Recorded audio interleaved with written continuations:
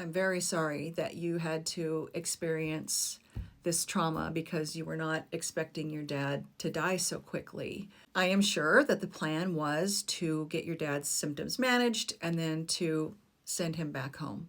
In hospice, there are different levels of care, and one of the levels of care is called general inpatient. And that level of care is reserved for people like your dad who have symptoms that cannot be reasonably managed at home. And they have to go into a skilled facility to get those symptoms managed.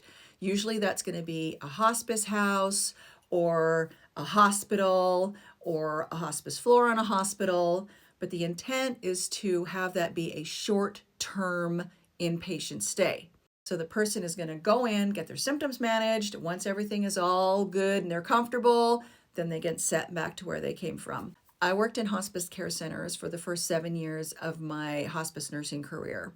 And although that is always the intent, I can tell you that it is rare that that actually happens.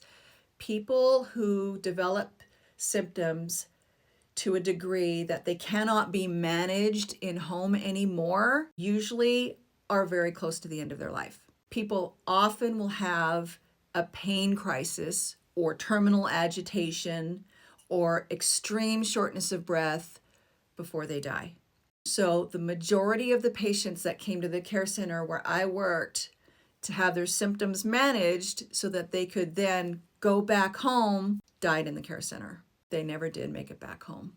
I'm very sorry this wasn't explained to you, but again, I'm sure it was their intent for him to go back home, and death really is unpredictable. As much as we want to be able to let families know how much time they have to be with their loved one, sometimes we're just not able to do that with very much accuracy.